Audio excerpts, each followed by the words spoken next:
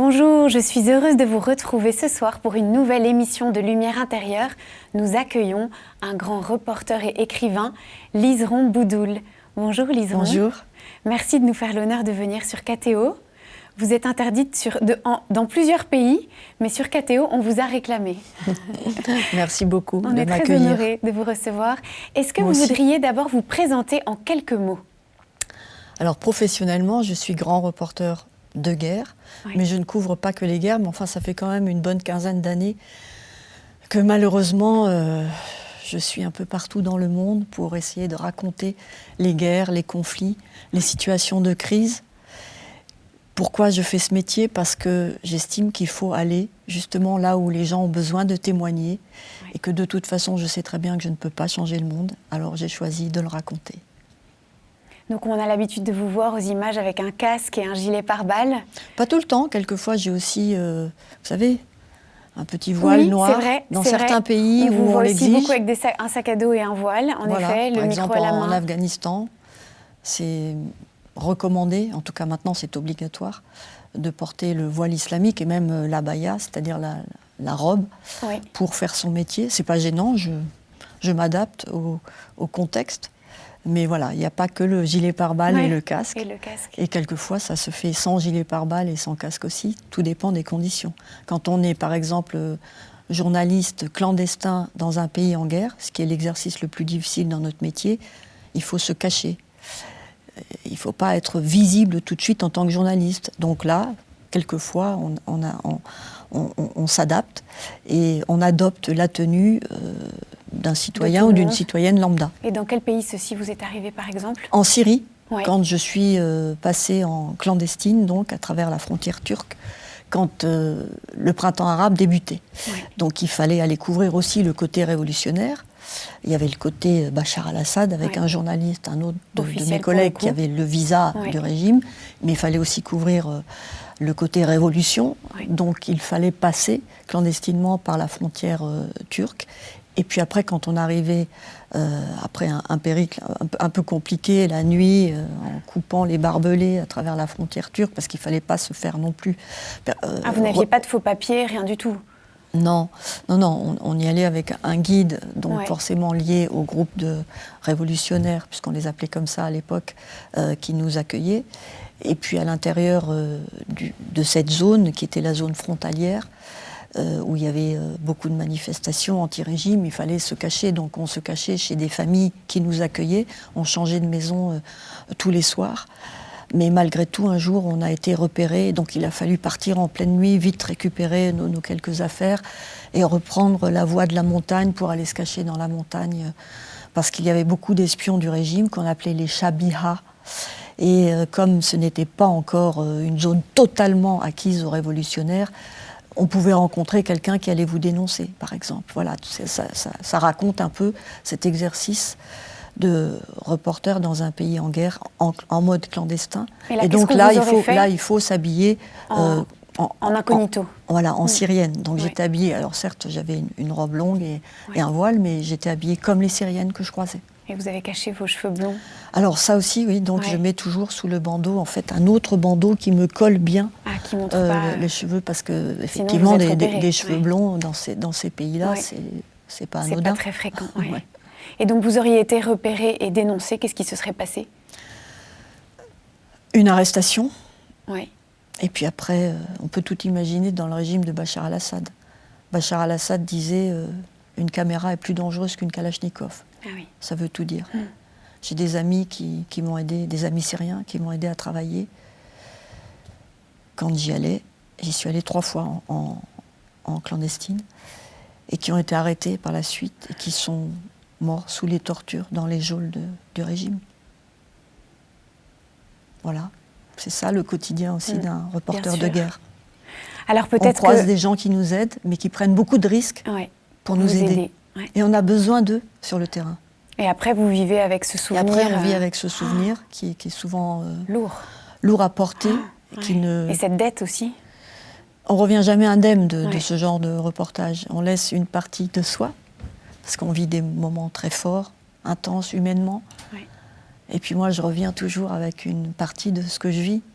Et je le garde Je le garde en moi et je ne veux pas l'effacer. Ça fait partie de moi.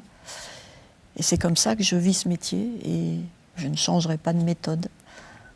Alors peut-être qu'on aurait envie de savoir qu'est-ce qui vous a amené à faire un tel choix, un choix qui est quand même Alors extrêmement... c'est venu vraiment petit à petit, parce Oui. qu'au début, le journalisme que je pratiquais, c'était plutôt du journalisme de ce qu'on appelle les informations générales, infogénie. Donc vous avez toujours été journaliste, c'était votre rêve? Oui, oui, c'était...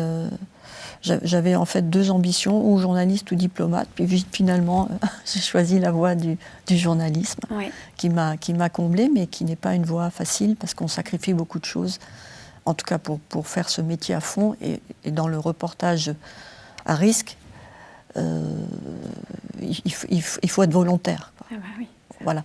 Mais sinon j'ai commencé par faire des procès, parce que j'aimais bien ce côté... juge, la ville, voilà, l'ambiance des tribunaux. Et puis j'ai fait aussi beaucoup de banlieues. Et je pense que c'est là que j'ai un peu appris, puisque j'ai couvert les grosses émeutes de 2005, j'ai un peu appris ce qu'était un contexte à risque.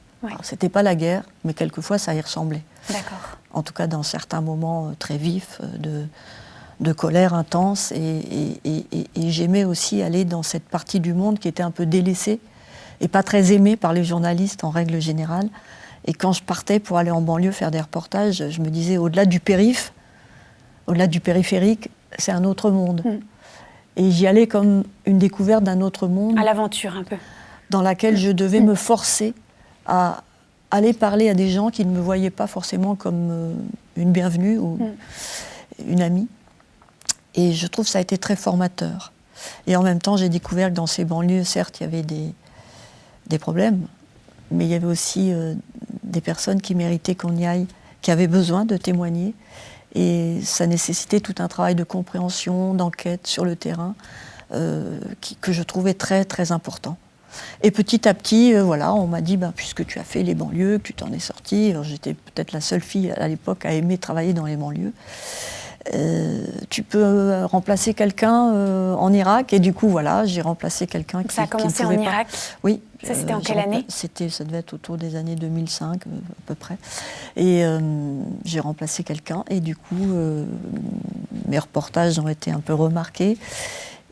Et petit à petit, j'ai eu envie de... Je me suis sentie bien dans ces contextes à risque, où vraiment il y avait la force de l'événement, l'histoire qui se déroule. Ça vous donne bien sûr beaucoup d'adrénaline, mais en même temps vous avez l'impression que vous servez un peu à quelque chose. Donc j'ai eu vraiment envie de poursuivre. Et le printemps arabe est arrivé, 2011. Et là je me suis retrouvée à couvrir les printemps arabes, en commençant par la Tunisie, l'Égypte, la Libye et la Syrie. Et depuis ça continue. Oui, parce qu'hélas, le monde est un peu à feu et à sang. Malheureusement, on ne voit pas les conflits s'éteindre. On en voit se rallumer, et on voit des foyers potentiellement explosifs un peu partout dans le monde. Et il faut bien, justement, servir à quelque chose et raconter ce qui se passe, parce qu'on a besoin de savoir ce qui se passe, de connaître les contextes, de savoir pourquoi une guerre éclate, quels sont les tenants, les aboutissants. Donc c'est un peu ça que j'essaye de faire. Essayer de donner de l'information et en même temps de rencontrer des personnes sur le terrain qui témoignent de leur vie, de leur vécu, et qui nous apprennent aussi à comprendre un événement.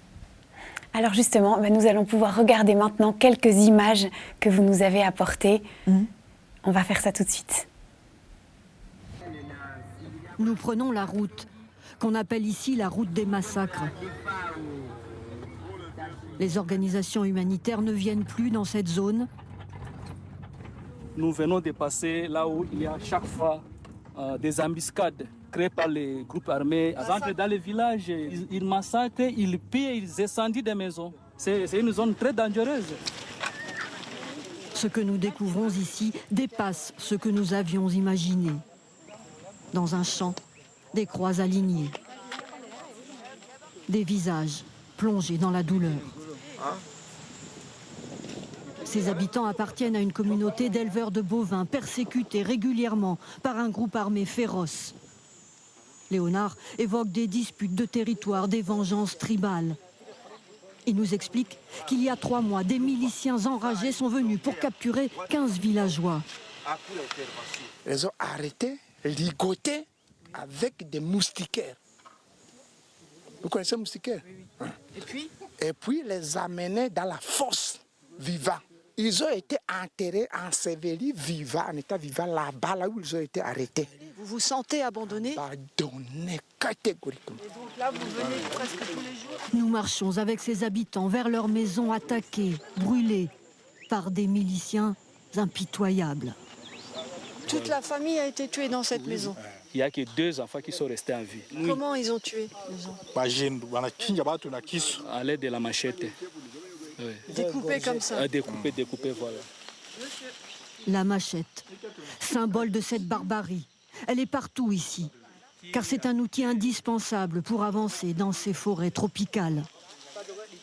Les assaillants, ils sont juste là-haut sur la colline? Oui, la colline là-bas. Mais donc ils peuvent observer? Ils peuvent vous voir? Parfois, les gens qui partent au chat, ils les tuent directement.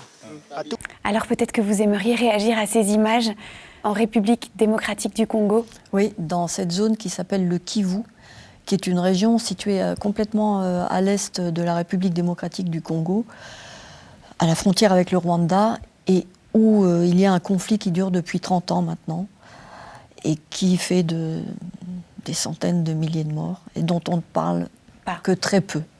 Parce que c'est une zone déjà difficilement accessible, où il faut beaucoup d'autorisation, et c'est une zone à risque parce qu'il y a à peu près une centaine de groupes armés différents qui sévissent et qui font un peu la loi. Donc ce qui explique que la couverture n'est vraiment pas totale dans le monde des journalistes. Et il y a très peu de journalistes qui y vont, et j'avais justement envie d'y aller parce qu'il fallait aller voir ce qui se passait, expliquer ce qui se passait, d'autant plus qu'on sentait que la tension revenait il y a 1 an et demi, puisqu'une guerre a à nouveau éclaté entre différents groupes armés. Donc j'ai mis du temps à organiser ce tournage, à obtenir des autorisations d'un côté comme de l'autre, mais en même temps sur place j'ai découvert des choses que j'imaginais pas si laides, avec bien sûr un conflit qui est lié à des tensions interethniques, mais aussi avec des actes de barbarie, comme on ne pense pas que ça peut encore exister en 2025, avec des règlements de compte, avec des familles qui sont tuées sans raison, dans des villages au loin, sans que personne ne réagisse. L'impunité est totale, et on croise encore des personnes qui vous disent ma grand-mère a été fracassée cette nuit. On est venu dans le village, des hommes armés sont venus et ont entouré une famille avec des moustiquaires et les ont jetés dans une fosse commune et les ont recouverts, et voilà, toute cette famille est morte. Pourquoi? On ne sait pas vraiment pourquoi. Parce que ces tensions-là existent depuis des années et aucun gouvernement, finalement, n'a réussi à trouver une solution pour apaiser cette région. Et c'était mon rôle d'y aller, de raconter ce qui se passe, même si les images étaient très dures. Oui, c'est vrai. Même si on coupe encore des corps à la machette là-bas, il faut le dire. Il faut le dire, c'est notre rôle de journaliste. En tout cas, c'est comme ça que je perçois mon métier, et je le fais pour ça. Eh bien, nous allons passer maintenant à la deuxième partie de cette émission, où nous allons pouvoir vous connaître encore un peu mieux avec les mobiles qui vous font vivre ce métier extraordinaire et magnifique. Nous allons vous présenter des mots, 4 mots, et sur ces mots, vous allez réagir, vous allez m'avoir dans l'oreille, et vous allez être seul avec ces mots, et vous allez réagir et éclairer et commenter ces mots. D'accord. À tout de suite. Tout de suite.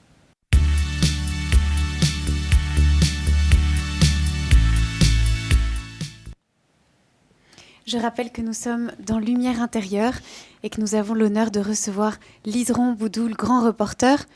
Nous allons vous offrir comme premier mot un mot qui nous a fait penser à votre métier, mission. Mission. Effectivement, ce métier, c'est un peu une mission. C'est comme ça que je le vis, depuis le début d'ailleurs, puisque j'ai l'impression, en tout cas, que je dois accomplir quelque chose à travers ce métier. Donc c'est vraiment un peu ce qui ressort à travers ce terme mission. Et en plus, j'y vois un côté un peu psychologique, presque spirituel. Je crois très fort que je ne suis pas là par hasard et que ma mission, en tout cas c'est ce qu'un évêque m'avait dit, un évêque de ma chère Haute-Loire, m'avait dit « Liseron, vous avez une mission à travers votre métier, c'est la communion dans la communication ». Et depuis, je vis toujours mes expériences de reportage, mes différentes missions à l'étranger, dans des pays en guerre, dans des pays en crise, dans des situations où la détresse est extrême. Je vis toujours mes reportages et mon métier avec cette phrase, la communion dans la communication. Alors peut-être que c'est une phrase anodine pour beaucoup, qui ne veut rien dire, mais pour moi elle veut dire beaucoup, parce qu'elle veut dire qu'à travers mes reportages, en tout cas je l'espère, il passe cette profondeur que je ressens quand je découvre une situation, quand je parle à des personnes qui vivent des moments de guerre, donc très durs. Et dans chaque endroit où la situation est encore une fois une situation d'horreur, de détresse extrême, je trouve toujours un exemple d'humanité, une petite note d'humanité quelque part qui redonne espoir. Et je me dis que c'est aussi ça mon métier, de trouver le lien et d'essayer de faire en sorte que cet espoir, cette espérance passe à travers les reportages que je fais, même s'ils racontent l'horreur. Donc vous diriez que, au fond, ce qui vous attire, c'est de mettre les gens en communion les uns avec les autres, de mettre les grands souffrants de notre temps en communion avec les gens qui ont une vie plus normale ? Alors je ne sais pas si j'arrive à le faire, mais en tout cas, dans la façon de faire mon métier, j'ai à cœur justement de transmettre quelque chose qui est au fond de moi, qui est ma foi, et en tout cas d'aller vers les autres sans jugement, sans a priori, sans être un procureur, et de parler à tout le monde, de couvrir les guerres souvent de plusieurs côtés, parce que je pense qu'il n'y a pas de noir et de blanc, et que chaque souffrance se respecte. Vous parlez dans votre livre du risque d'être manipulé quand on fait votre métier. Comment est-ce qu'on fait pour trouver la vérité ? Comment est-ce qu'on fait pour échapper à ce risque d'être manipulé ? Alors, trouver la vérité, déjà, c'est un peu présomptueux. Je ne veux pas, en tout cas, me définir comme ça. J'essaye de raconter une réalité, de raconter des faits. Et à travers ces faits, essayer de trouver des voies pour expliquer. Parce que mon travail, c'est d'expliquer à un public assez large ce qui se passe dans une zone complexe, et souvent à risque. Donc c'est d'abord ça mon métier. Alors est-ce que l'on peut être manipulé ? Bien sûr, on peut tout le temps être manipulé quand on est journaliste, mais pas seulement dans le grand reportage de guerre, dans tous les autres domaines. Maintenant, il faut garder sa rigueur, il faut garder ce qu'on a appris dès le départ, c'est-à-dire qu'il faut vérifier les sources le plus possible, et puis essayer de prendre du recul aussi par rapport à l'événement. Ne pas se laisser déborder par une émotion ou par des explications qu'on peut vous donner ici ou là, avec une ambition d'aller vous mettre dans une certaine voie. Donc je tiens toujours à garder un peu ce recul, et puis l'expérience fait que on a bien sûr un background pour traiter un sujet, pour raconter une histoire dans un pays en guerre ou dans un pays en crise, et donc ça aide aussi beaucoup à ne pas être potentiellement manipulé.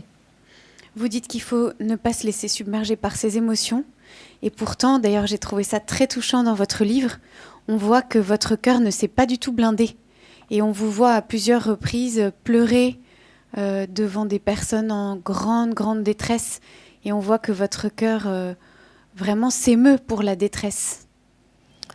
Effectivement, parce que je ne me change pas quand je pars en mission, donc je suis moi-même avec ma foi, encore une fois, avec ma sensibilité de femme et mon cœur. Donc quand je vis un moment très dur sur le terrain, j'essaye de ne pas être submergée par l'émotion, parce que je dois d'abord faire mon métier, et donc aller jusqu'au bout de mon interview ou de mon tournage. Mais c'est vrai que souvent, le soir, cette émotion ressort et je l'accepte parce qu'elle fait partie de moi. Et on dit souvent un journaliste ne doit pas s'attacher. Moi, j'y arrive pas. J'y arrive pas. C'est comme ça. Donc, qui dit attachement dit arrachement. Et je vis avec ça. On rentre rarement indemne d'une mission où on vit des moments très forts, humainement en tout cas, et où on voit la douleur, et où on sent la faiblesse des autres, l'impuissance dans les moments les pires de détresse humaine. Et forcément, ça me touche. Et je reste un être humain, même si je suis journaliste, avec un gilet pare-balles et un casque. Mais il faut garder sa nature. C'est peut-être ça qui ressort dans mes reportages. En tout cas, c'est ce que l'on me dit souvent. Alors, nous allons passer au deuxième mot. Et ce deuxième mot, c'est danger. Danger. Alors oui, je vis le danger quand je pars dans certaines missions de guerre.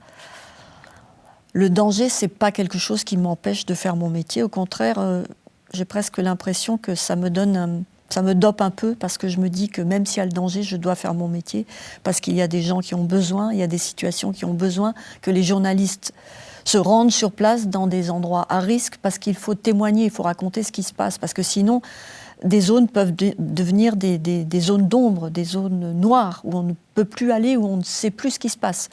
C'est d'ailleurs le plus souvent le cas maintenant. On est souvent interdit de plus en plus dans des pays, et c'est un vrai problème. Mais voilà, le danger, il est là, le risque est là, la peur donc aussi.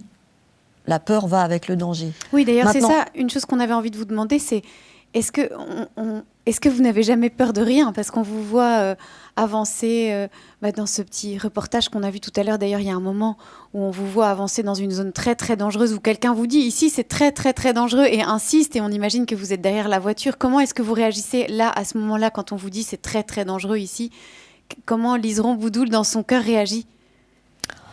Déjà, en général, quand je me rends dans un pays, je connais le terrain. Il y a beaucoup de travail en amont. On ne va pas comme ça dans un pays en guerre sans en connaître les bases, les différents groupes armés ou le contexte d'adversité sur le terrain. Donc je sais à peu près à quoi je vais m'attendre. Maintenant, il y a toujours l'impondérable. Et on n'est pas à l'abri d'un bombardement. Et encore une fois, les derniers exemples montrent que maintenant, les guerres de drones sont terribles parce qu'on peut être ciblé directement. Mais même quand la peur est là, parce que la peur est quelquefois bonne conseillère, elle est toujours là, il faut la dompter. Il faut la dompter pour qu'elle vous laisse faire votre métier. Et enfin, je parle avec une certaine humilité, mais j'ai réussi, avec l'expérience et avec les années, à dompter ma peur et à avancer, toujours pareil, avec une certaine attention au risque.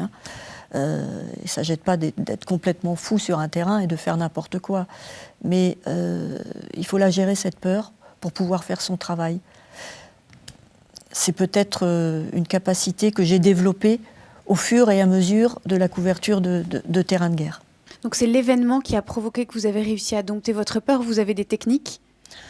C'est l'événement qui a réussi, on va dire que c'est la couverture de différents événements qui m'a donné une certaine assurance, et donc à faire face au danger et surtout à maîtriser la peur, qui est tout à fait normale et humaine. Maintenant, il y a bien sûr des techniques. On sait jusqu'à quel point on peut aller. À un moment donné, quand on sent que le danger est trop fort ou que le risque est vraiment là, stop. On se met une limite. Et là, vous pouvez faire demi-tour. Quand on peut. Ouais, mais justement, il faut le penser avant.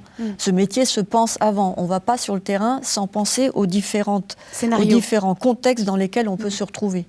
Mais bien sûr, c'est une guerre, et comme dans toutes les zones de guerre, on n'est jamais à l'abri d'un événement qui arrive et qui fait que vous vous retrouvez dans une situation encore plus complexe que celle que vous aviez imaginée avant de partir. D'ailleurs, vous avez failli mourir plusieurs fois. Oui, en tout cas en Syrie, on a frôlé la mort avec mon caméraman.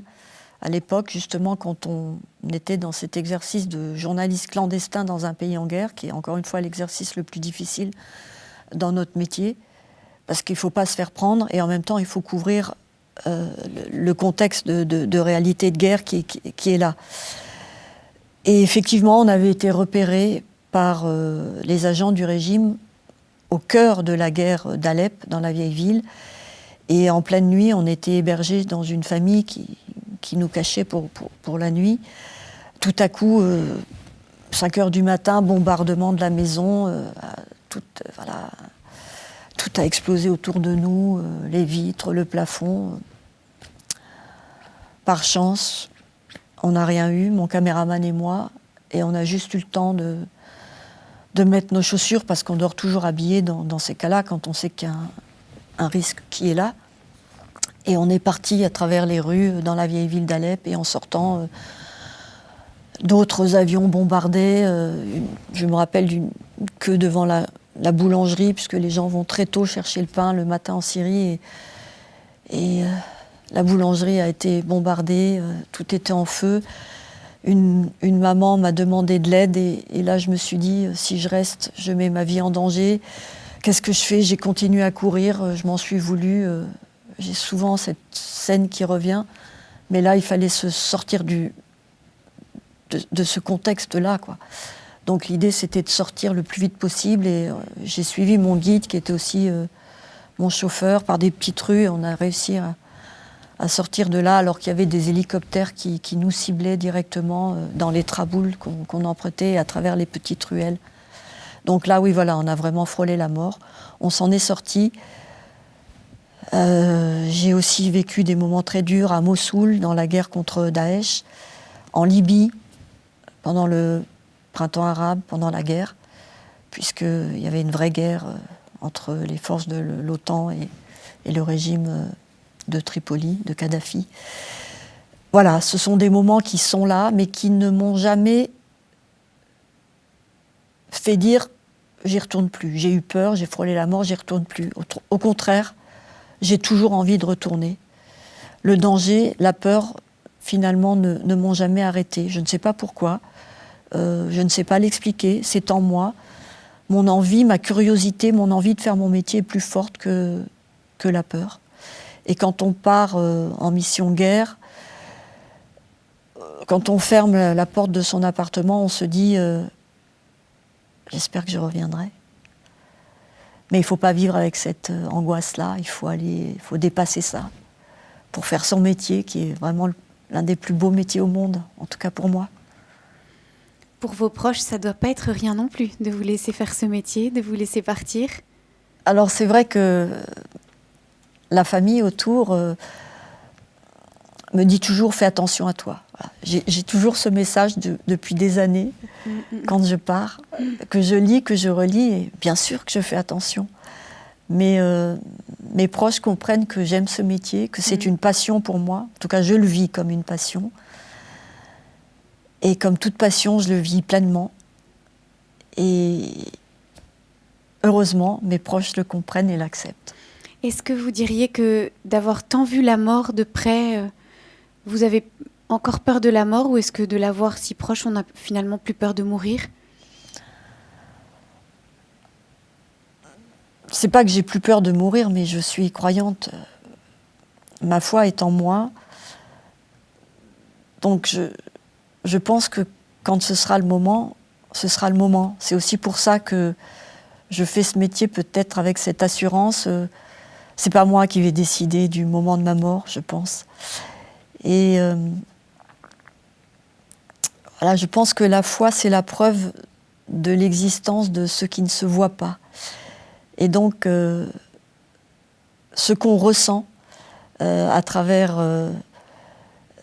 ces reportages, à travers ces missions dans des situations terribles, c'est plus fort que tout, et ça me fait peut-être penser la mort différemment.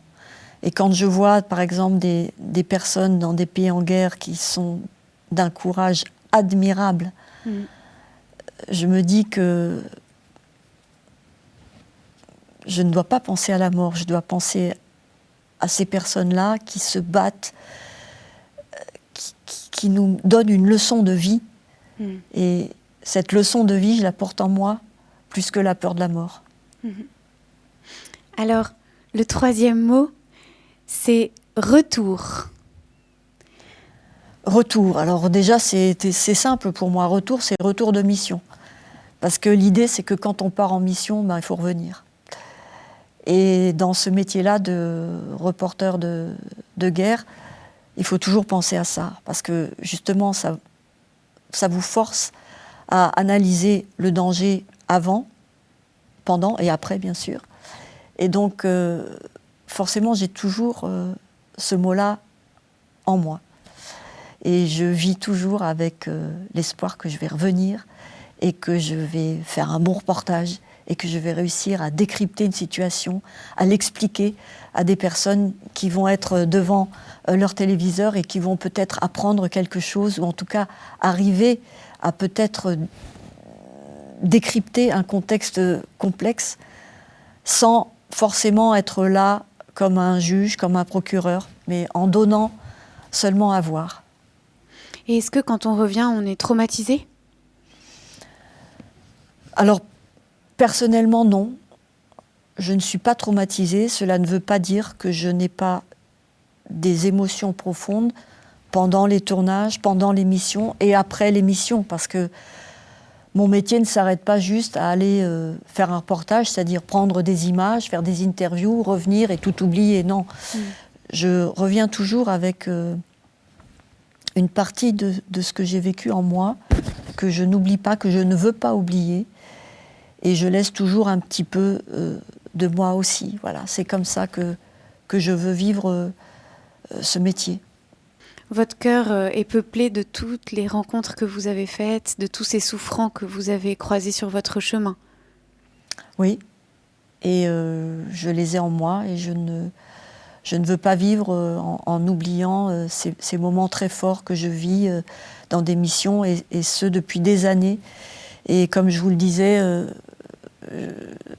pour moi, s'attacher à ce que je vis, aux personnes que je rencontre, ça fait presque partie de mon métier. Cela ne veut pas dire que je dois en être esclave, mais cela veut dire que je dois avoir un certain respect pour toutes les personnes que je rencontre et que après, leur expérience, ce qu'elles m'ont raconté, continue à vivre en moi. Et en règle générale, j'essaye toujours de garder le contact, quand c'est possible, avec les personnes que je rencontre. Et quand on part, d'ailleurs, on dit toujours « on reviendra ». En fait, on revient rarement. Mais en tout cas, on peut rester en contact, puisque maintenant, le téléphone est partout, avec les personnes qu'on rencontre. Et ça leur apporte beaucoup de chaleur quand je rappelle, quand je donne des nouvelles, ou quand moi-même, j'appelle pour en avoir, quand je suis très inquiète, quand, par exemple, tout à coup, un contexte devient encore plus furieux. Il y a cette histoire très touchante que vous racontez dans le livre Mariupol, de cette famille qui a une fille à Strasbourg. Et vous pouvez, vous, à un moment, trouver du réseau pour appeler la fille à Strasbourg et filmer. Enfin, elle vous envoie une vidéo WhatsApp où elle dit à ses parents « Je vous aime et je suis tellement heureuse de savoir que vous êtes en vie ». Oui, et là c'est vraiment le symbole de l'utilité de notre métier. Quelquefois, ça existe aussi, puisque là, en pleine guerre, dans une ville qui s'appelle Mariupol et qui est vraiment entre les feux ukrainiens et russes, je me retrouve là au milieu. Il y a une dame qui nous entend parler français, moi avec mon caméraman, et elle vient vers nous et elle nous dit, avec quelques mots de français mais en russe, en mélangeant les deux, mais ma fille habite Strasbourg, dites-lui que je suis en vie, dites-lui que tout va bien. Si vous pouvez l'appeler, elle nous donne un numéro de téléphone. Alors bien sûr, en sortant de la zone, parce qu'à ce moment-là, il n'y avait pas de réseau, on ne pouvait pas appeler, mais on a appelé plus tard en rentrant à l'hôtel. On arrive à contacter sa fille et on lui dit on a rencontré votre maman, elle veut absolument vous dire qu'elle est en vie, qu'elle va bien, même si la situation est dure. Et voilà, il ne faut pas vous inquiéter. Et sa fille, au téléphone, pleure parce qu'elle elle pensait depuis quelques jours qu'on n'avait pas de nouvelles. Mariupol était vraiment un cœur de guerre inaccessible. Elle pensait que sa maman était morte, puisqu'on disait qu'il y avait énormément de morts à Mariupol et que la guerre était intense, ce qui était vrai. Et voilà, donc ce lien a pu être fait grâce à nous, grâce à notre caméra, grâce à notre téléphone. Et après, donc, j'ai revu cette dame, puisque je suis retournée à Mariupol plusieurs fois. Et donc, je lui ai fait passer le message de sa fille.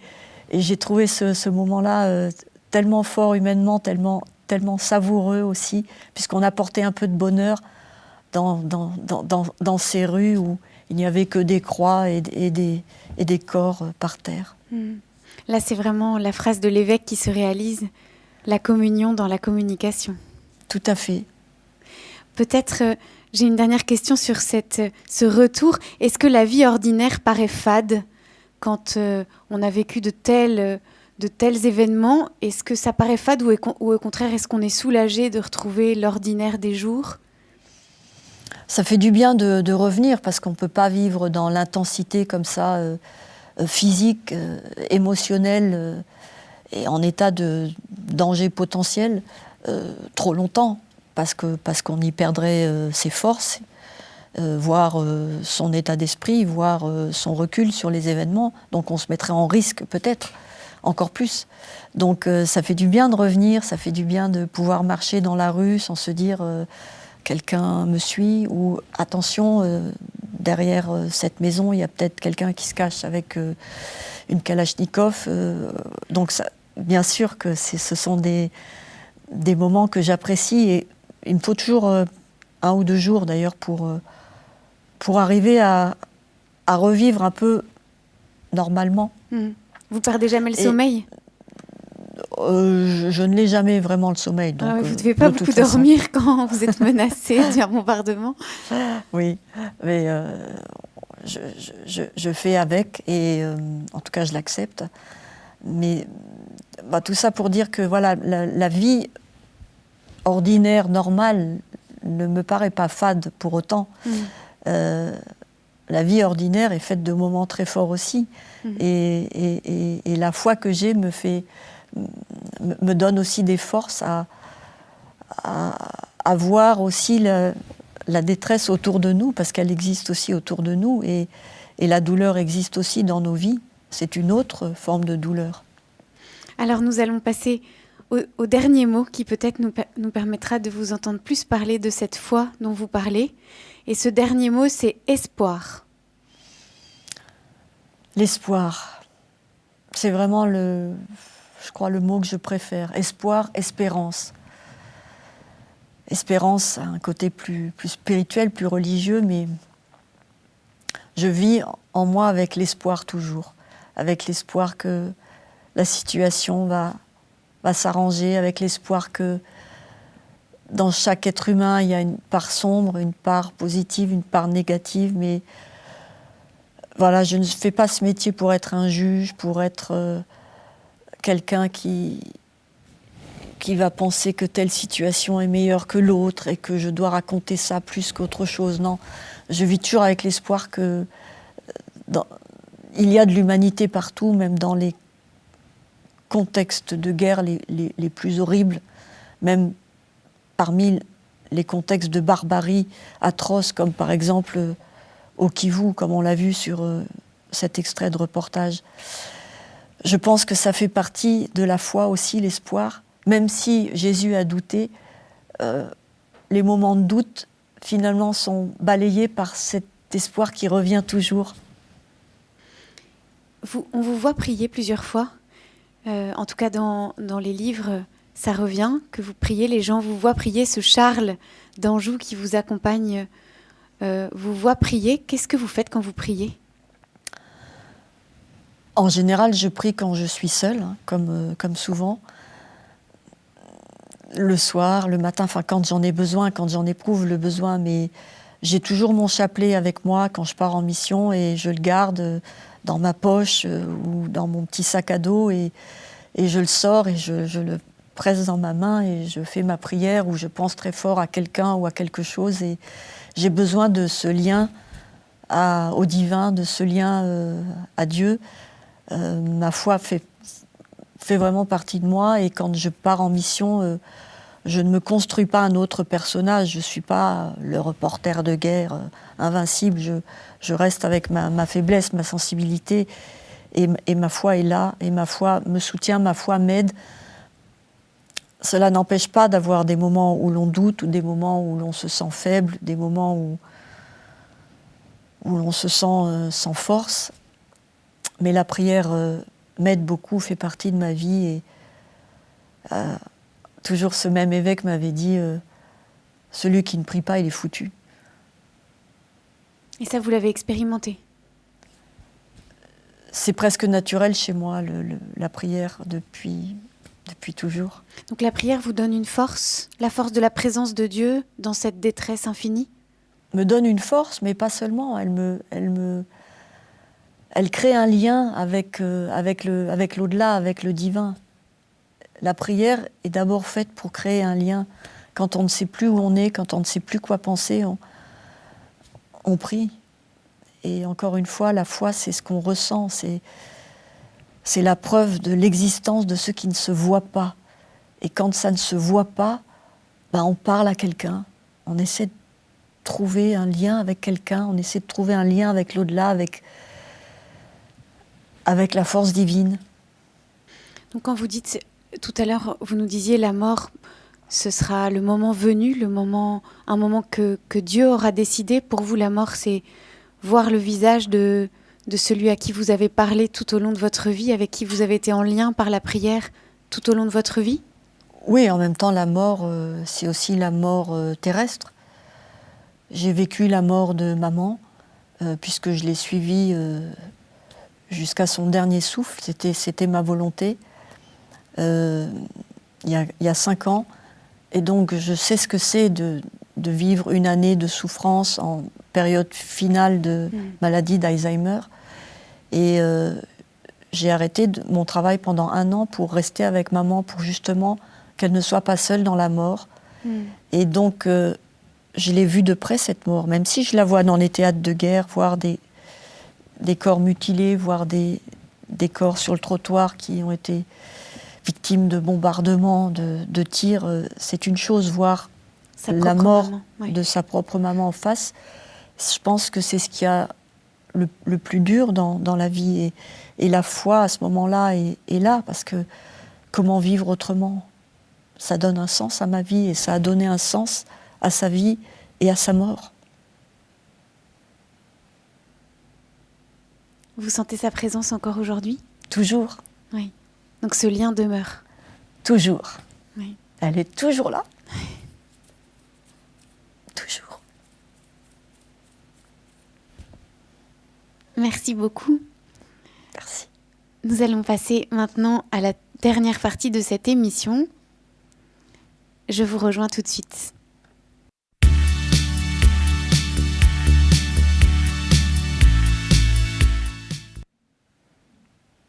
Je rappelle que nous sommes dans Lumière intérieure avec Liseron Boudoul, grand reporter, qui nous a beaucoup émus.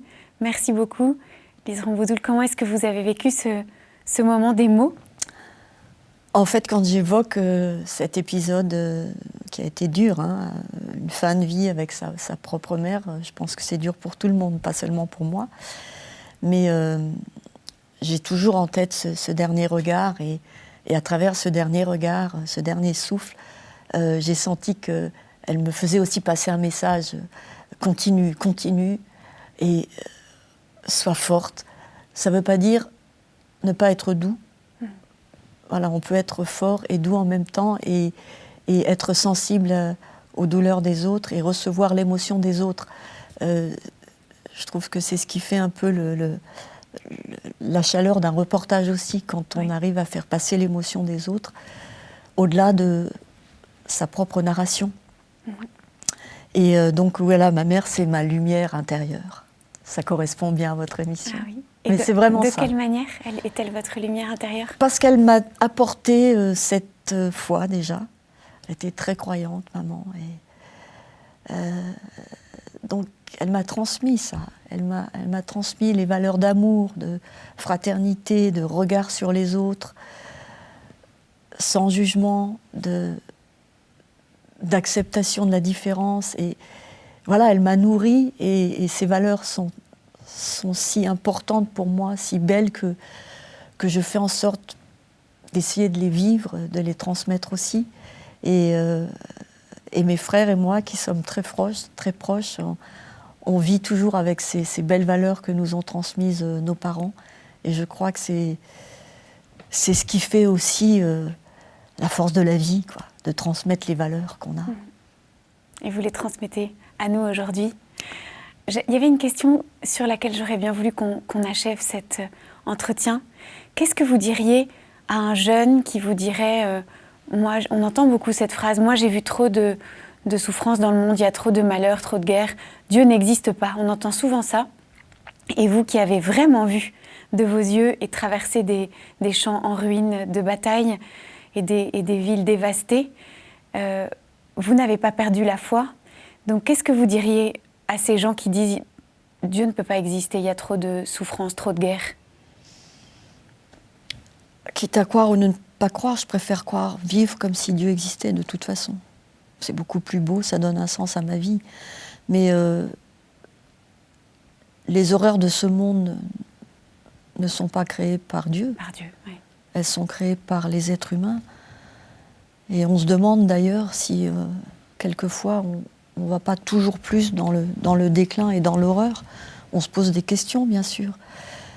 Mais même quand on se pose ces questions, il y a cette force intérieure, cet espoir, cette espérance qui est là et qui vous fait dire il faut croire malgré tout, quoi. Malgré tout, je crois, et malgré tout, cette vie n'est qu'un passage. Alors certes, ce passage est quelquefois douloureux, et on y voit des souffrances extrêmes, mais cela ne doit pas empêcher pour autant de croire que le meilleur est toujours possible, et que finalement, il y a une force au-dessus de nous qui aimerait qu'on vive autrement. Et partout dans les théâtres de guerre que j'ai couverts, partout j'ai toujours trouvé des petites perles d'humanité. C'est ce qui me fait toujours croire que Dieu est là, et qu'au-delà des souffrances, au-delà des périodes terribles que vivent par exemple les Gazaouis en ce moment, je me pose souvent cette question, je me dis mais ce peuple-là qui est extrêmement croyant, je suis allée plusieurs fois à Gaza, malheureusement pas cette guerre puisqu'on nous empêche de la couvrir, mais comment ils doivent réagir, sachant qu'ils sont bombardés, affamés, assoiffés, qu'est-ce qu'ils doivent se dire? J'aimerais bien aller leur poser la question. Peut-être un jour je pourrais aller leur poser la question. Mais en tout cas, on est plusieurs dans le monde, des centaines, peut-être des milliers, des millions à prier pour eux. Oui. Donc c'est bien qu'il y a quelque chose malgré tout qui existe. Encore une fois, la foi, c'est la preuve de l'existence de ce qui ne se voit pas. C'est ce qui se ressent. Et les souffrances n'empêchent pas le ressenti. Les horreurs n'empêchent pas le ressenti de quelque chose de plus beau, de plus fort que nous. Et pour vous, ce quelqu'un a un visage?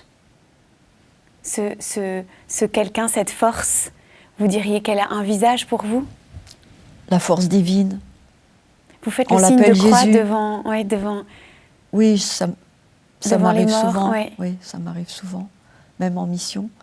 Alors quelquefois, je me cache un peu parce que ça peut être mal perçu. Ouais. Mais même avec les talibans, qui sont quand même des islamistes radicaux, finalement, on a réussi à parler religion. Ouais. Parce que je leur ai dit, mais moi, je vous respecte parce que vous êtes des croyants. Respectez-moi aussi parce que moi, je crois aussi. On a peut-être le même Dieu, d'ailleurs. Merci beaucoup, Lise Ramboudoul, de nous avoir fait voyager, de nous avoir émus. Je rappelle à nos téléspectateurs que vous pouvez retrouver cette émission sur ktotv.com et je vous dis à la semaine prochaine. Merci Lise Ramboudoul.